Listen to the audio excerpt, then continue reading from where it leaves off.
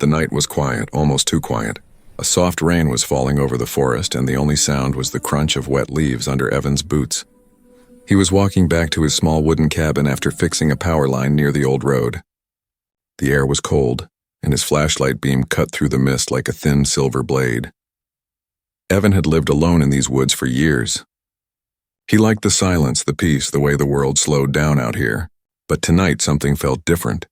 The forest was breathing wrong, like it was holding a secret. Then he heard it, a strange sound. Not an animal, not the wind.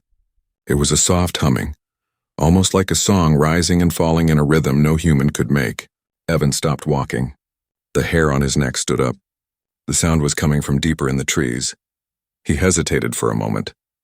His mind told him to turn back, but his curiosity pushed him forward. Step by step, he followed the sound. The forest grew darker. The rain turned to mist. The air felt heavy, charged, like the moment before a storm. Then, through the fog, he saw her. A girl, barefoot, sitting by a broken tree. Her skin was pale, smooth like porcelain, and her head was completely hairless. She was shivering, her thin arms wrapped around her knees. Her clothes were strange, like torn silver fabric that shimmered even in the weak light. Evan froze. "Hey," he said softly. "Are you okay?" The girl didn't answer. She didn't even look at him at first. Then slowly she raised her head. Her eyes, they glowed faint blue, not reflecting light, glowing on their own. Evan took a cautious step closer. "You hurt? Do you need help?" Still no reply. The girl's lips moved slightly, but no sound came out. Her breathing was calm, but her eyes were full of something. Fear, sadness, or maybe confusion.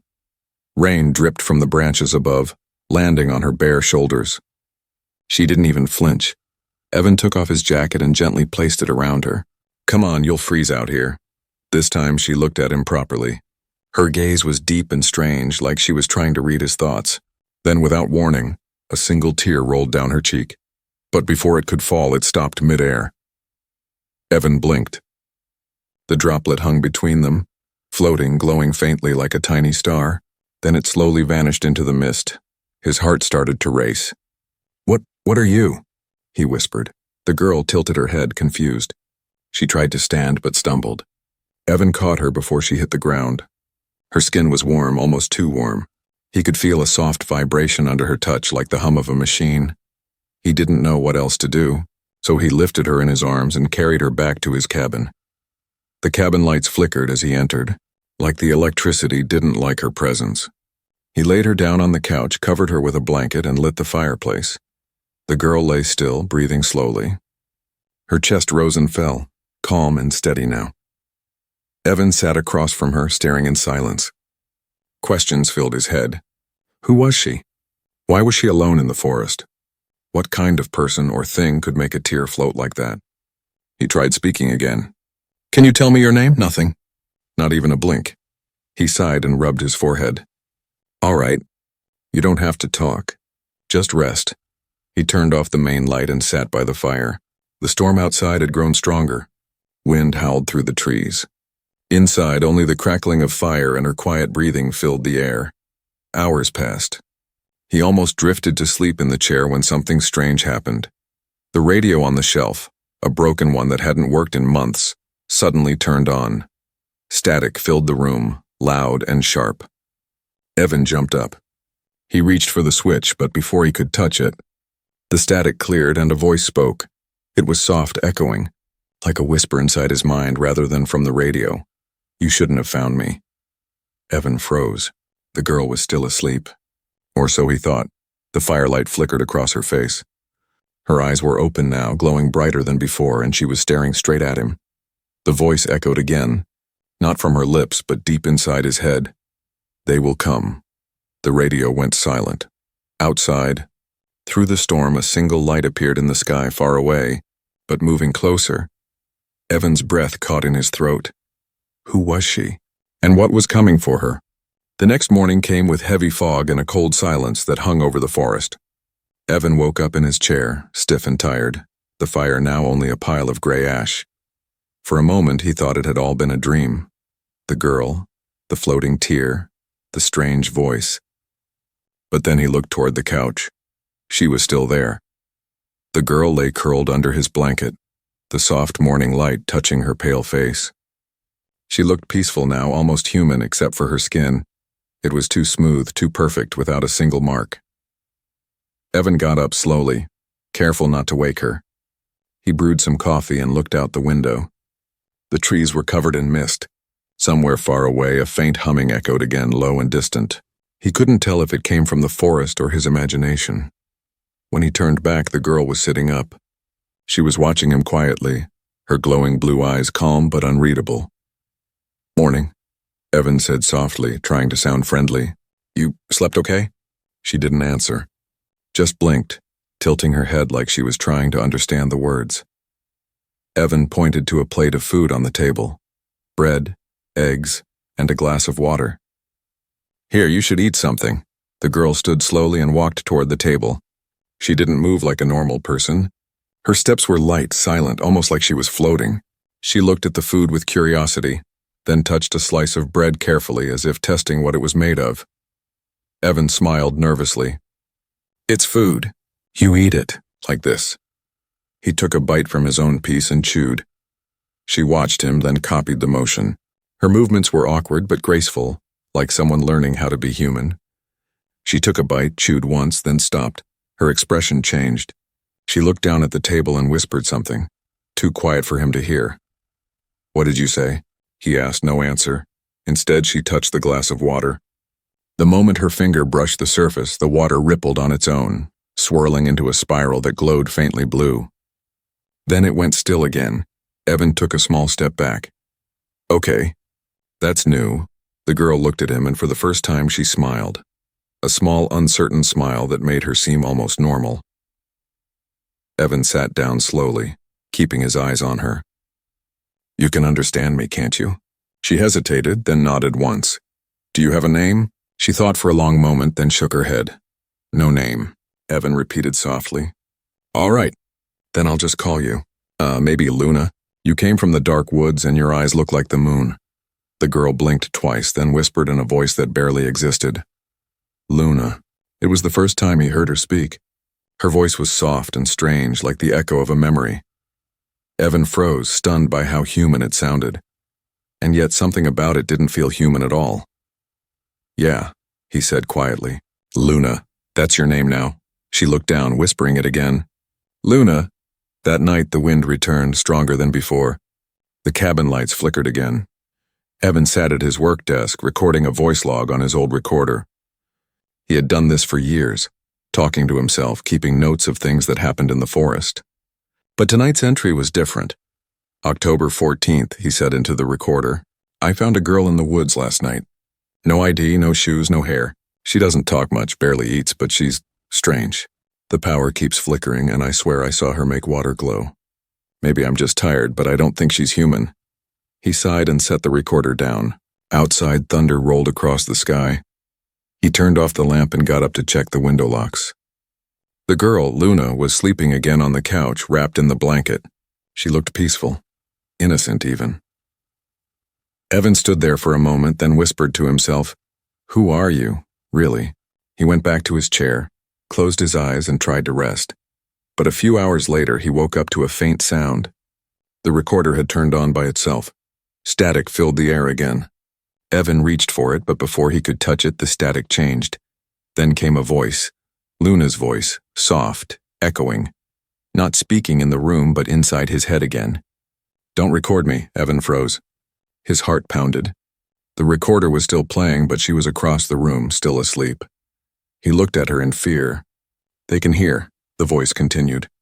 They listened through the machines. The recorder clicked off. Silence. Evan slowly turned toward her. Luna's eyes were open now, glowing faint blue in the dark. She whispered just one word out loud this time. "Hide."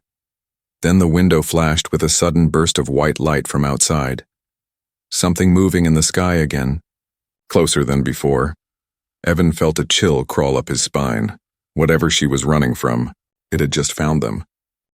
Morning sunlight broke through the clouds, painting the wet forest in shades of gold. The storm was gone, but the silence it left behind felt heavy, almost unnatural. Evan stepped outside carrying a bucket of water from the well. He looked up at the sky, gray, calm, and empty, but something about it made him uneasy. The strange lights from last night were gone, but his thoughts kept circling back to them.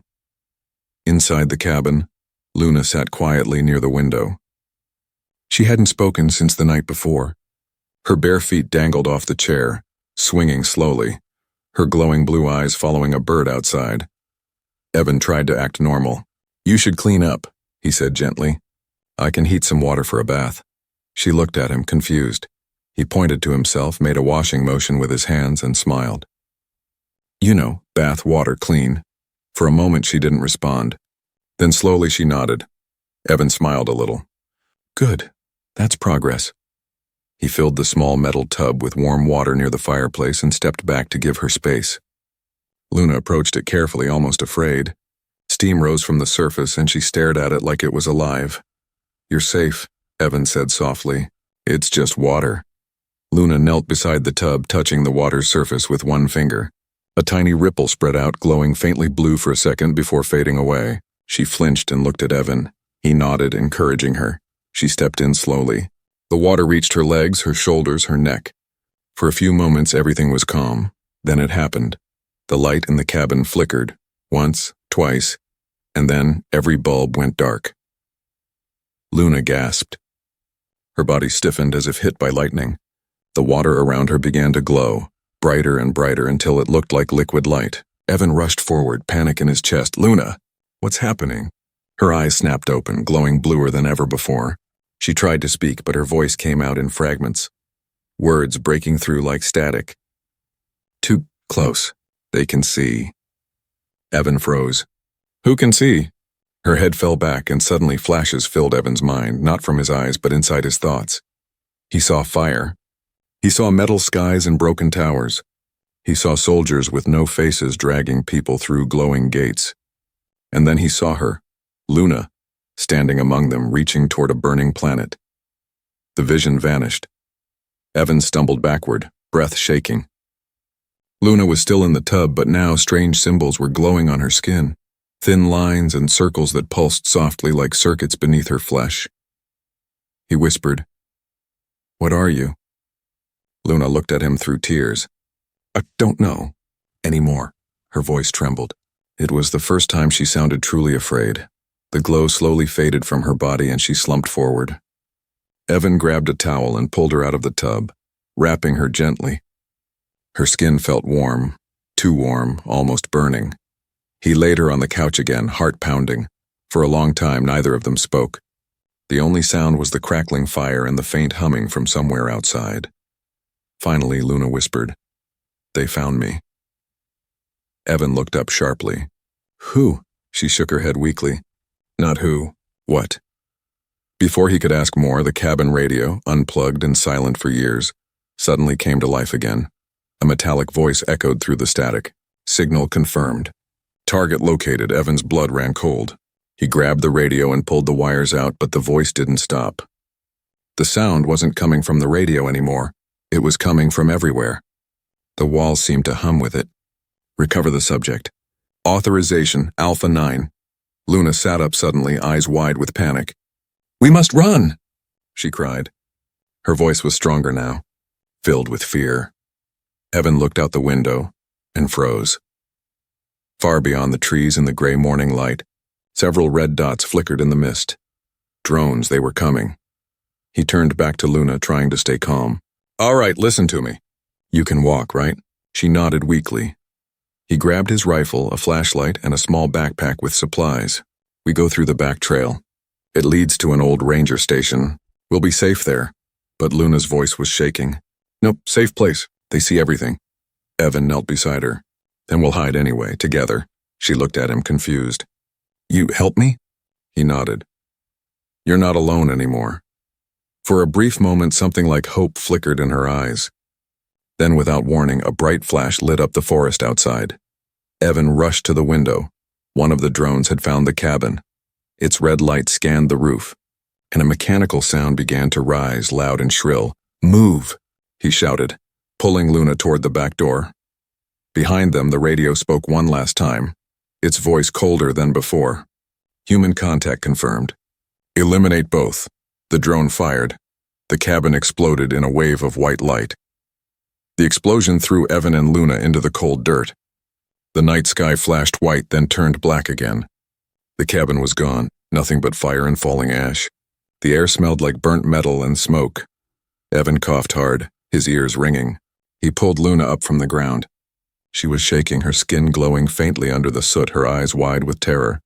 "Are you hurt?" he asked, voice trembling. She shook her head, breathing fast. "They are here," she whispered. The hunters. From the burning wreckage a sound grew, a low humming pulse. Drones, at least 3 of them. Their red lights cut through the smoke like the eyes of something mechanical and alive. Evan grabbed her hand. "Run!" They sprinted through the trees, branches snapping beneath their feet. The drones followed, scanning beams slicing through the fog. Every time a beam touched a tree, bark turned to ash. "Keep moving!" Evan shouted. Luna stumbled but kept running. She didn't tire the way humans did. Her steps were light, too smooth, almost floating. Still, fear had made her weak. They reached a ridge overlooking the valley. Below, the forest opened up to a wide plain of mist. "We can hide in the old bunker," Evan said, pointing to a dark shape down the hill. "It's not far." Luna looked back. The red lights were closer now, spreading through the trees. "They are not alone," she whispered, and she was right. Through the smoke, shadows moved. Human shapes and soldiers in black armor, silent, marching with the drones. Their weapons glowed blue, humming the same tone as Luna's skin. Evan's stomach twisted. "Those aren't rescue teams." "No," Luna said softly. "They made me. They want me back." Before he could ask more, a beam hit the ground near them, blasting dirt into the air. Evan pulled her behind a rock. "Down!" The drones fired again, their energy bolts burning through the trees. "Can you stop them?" he asked desperately. "Like before, when you froze one." Luna looked at her hands. Faint lines of light moved beneath her skin, but they flickered weakly. "I'm not strong enough," she whispered. "They drain me." Evan clenched his jaw. "Then I'll do it." He pulled the rifle from his back, took aim, and fired at the nearest drone. The bullet hit, sparks flying, but the machine kept coming. It turned toward him, charging a blue shot. Suddenly, Luna stepped forward, eyes blazing. She raised her hand. The light around her skin brightened until it blinded him. The drone froze midair.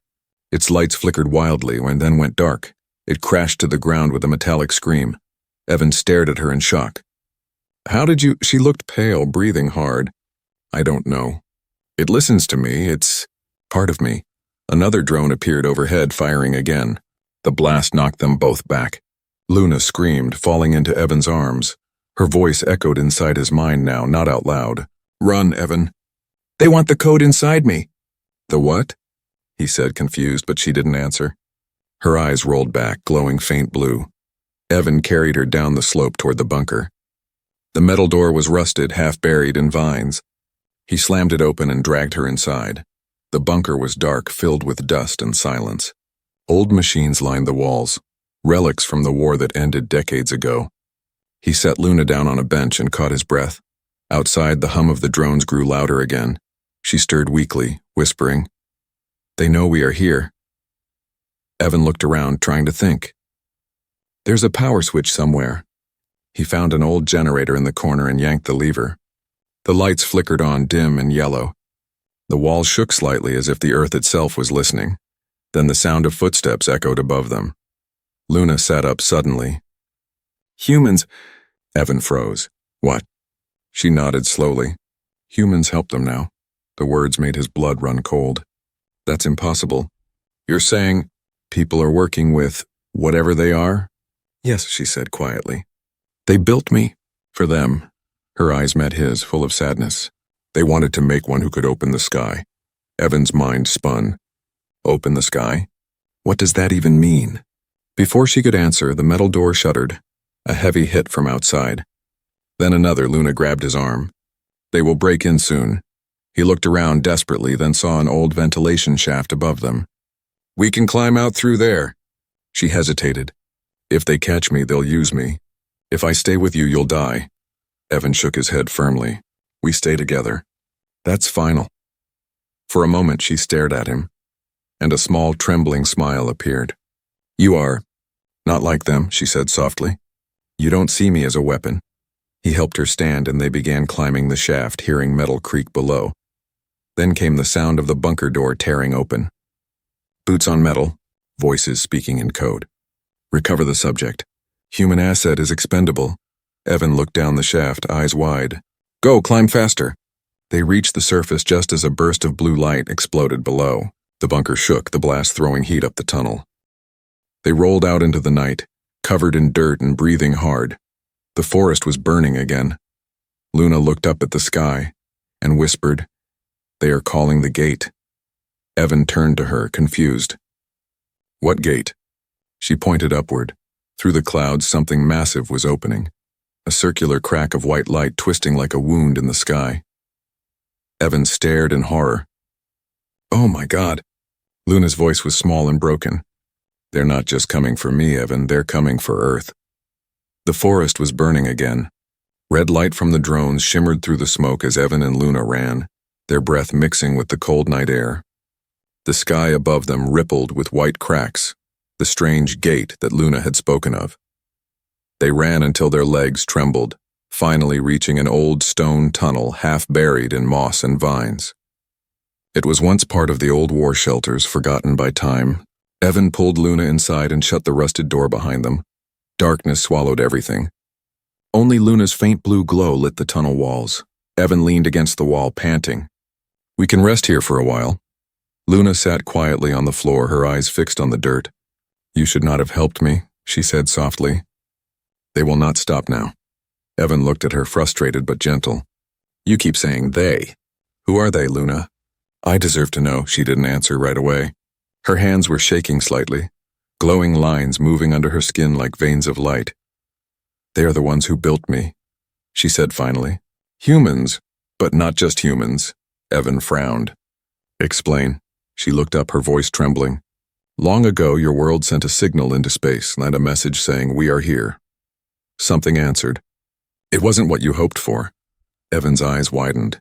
"You mean aliens?" "Yes," she whispered. "They came not to visit but to study, to reshape life. They made a deal with your leaders, to trade knowledge for soldiers. But the knowledge was poison."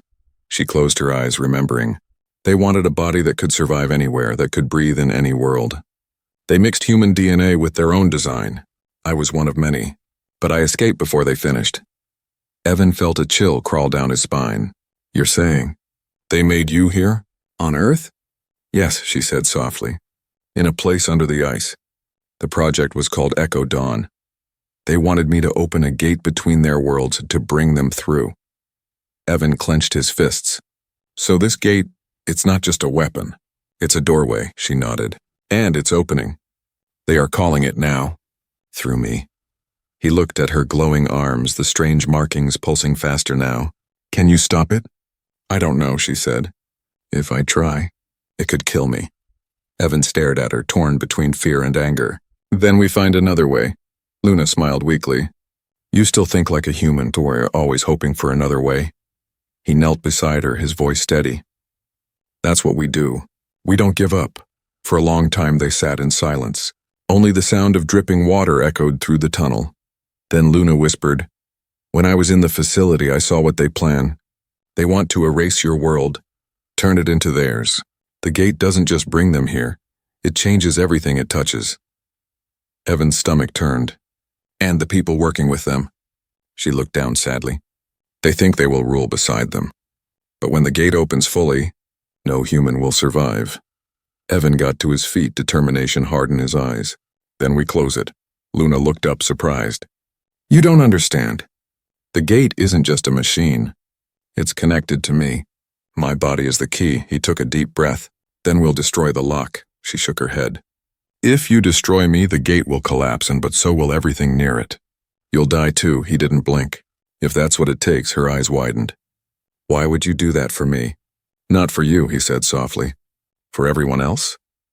Luna looked away, silent tears glowing faintly as they rolled down her cheeks. "Humans," she whispered almost to herself. "You always surprise me." Then she reached out her hand, trembling. "There is one more thing you should know." Evan took her hand carefully. Her touch was warm and too warm. "There is a signal inside me," she said. "A code they use to track and control. If I can reach the old satellite tower nearby, I can send it back and reverse it. It will blind their machines, even the gate. Evan nodded immediately. Then that's our plan. But Luna looked uncertain. It might not work.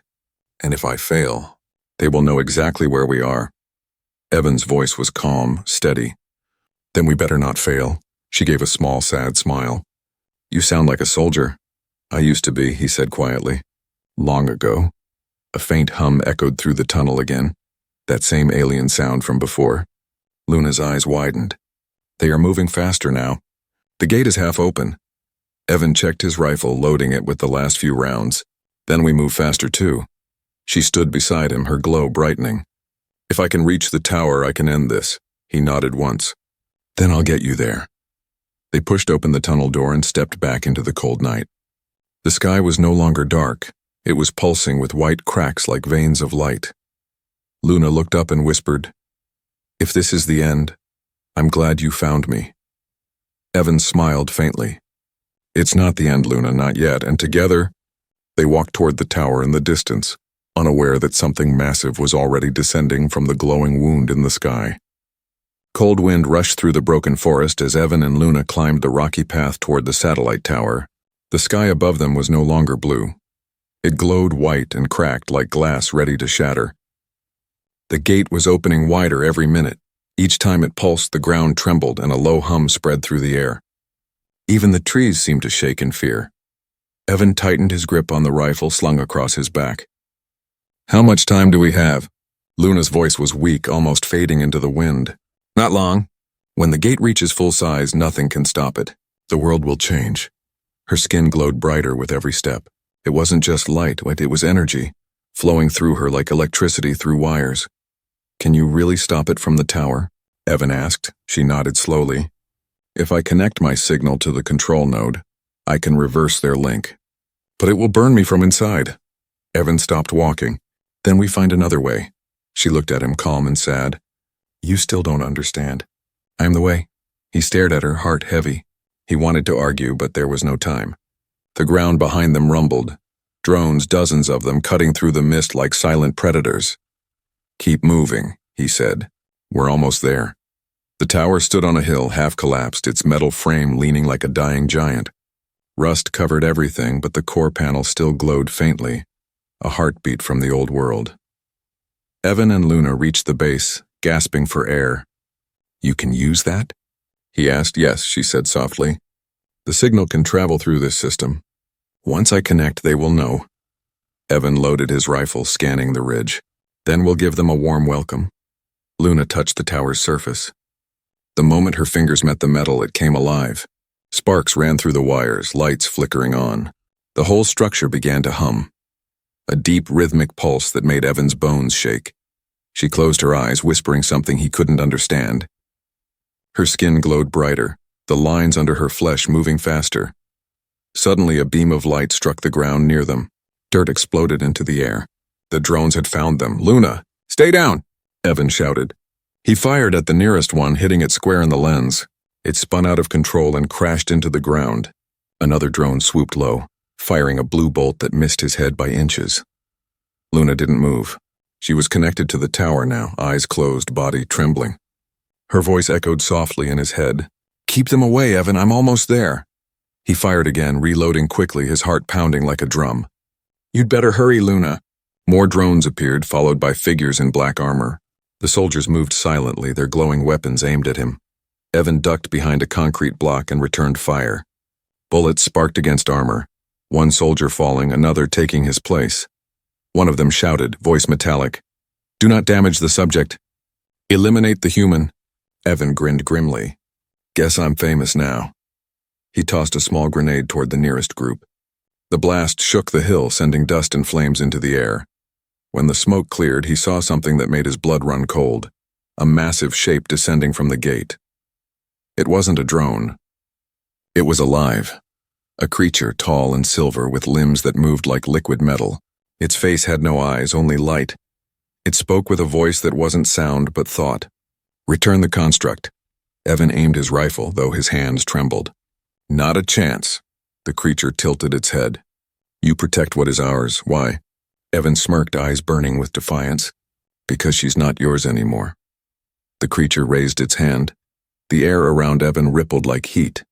He felt his body shake as invisible pressure crushed him to the ground. His vision blurred. Then suddenly the pressure vanished.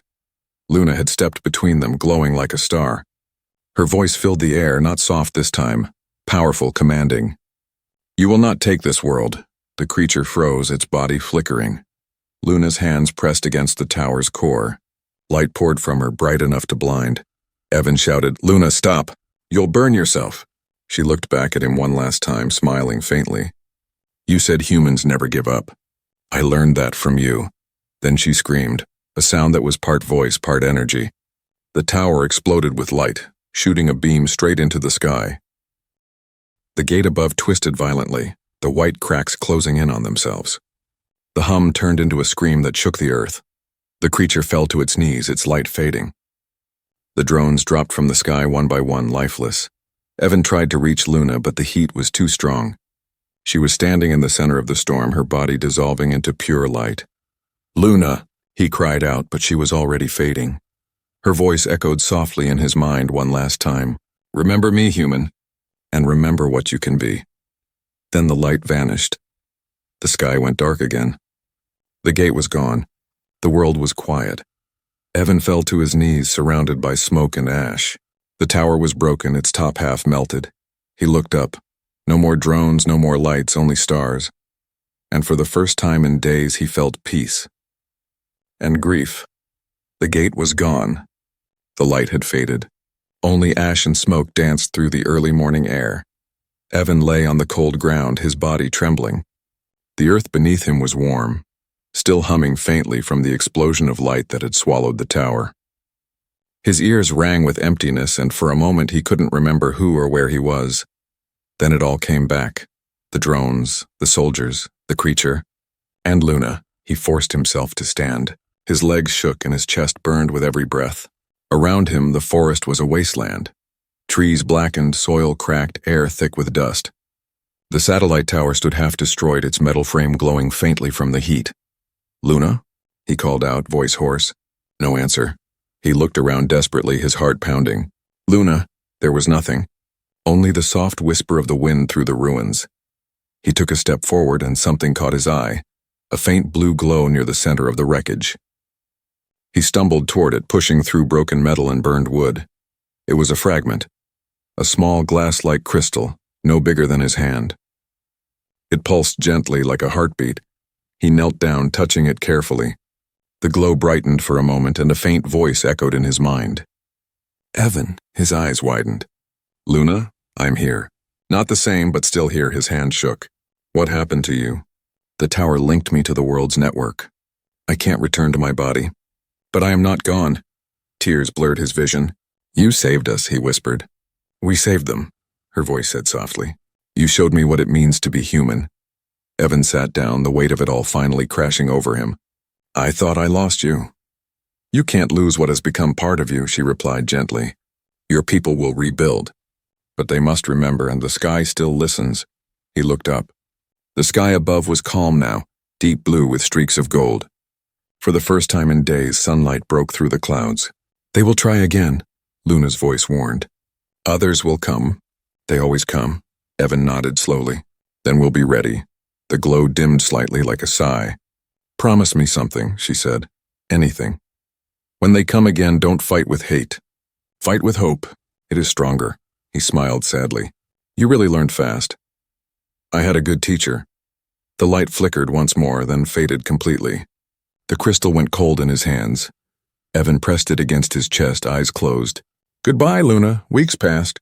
The fires died out. The skies cleared. People from nearby towns came searching for survivors and found him among the ruins. He didn't tell them everything, only that an incident happened at the old tower. He kept Luna's crystal hidden in a small metal case, carrying it everywhere he went. Sometimes, when the wind was quiet, he thought he heard her voice, faint, like a song in the distance. At night, he would look up at the stars, wondering which one she might have come from, or if she now was one of them. Months later, scientists arrived to study the area. They couldn't explain the strange readings. Magnetic fields twisted, machines disrupted. faint signals still echoing in the radio waves. One young technician called Evan over to listen to something they had picked up on an old frequency. It was static at first, then to voice, soft, familiar, signal stable, transmission continuing. Evan's heart stopped. "Play it again," he said. The technician nodded, replaying the recording. This time the voice was clearer.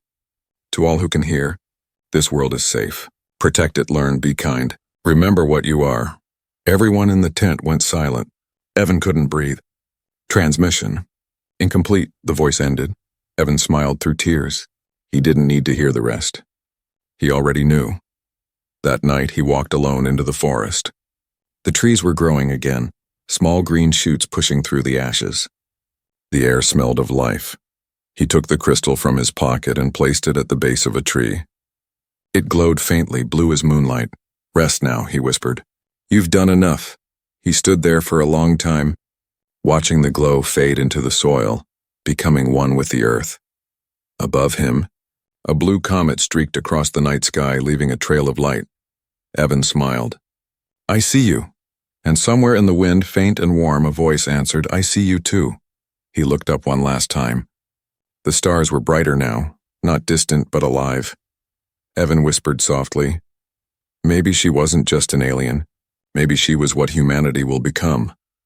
And as the night wrapped around him, the wind carried one last echo, a promise, written in light across the endless sky. Humanity endures.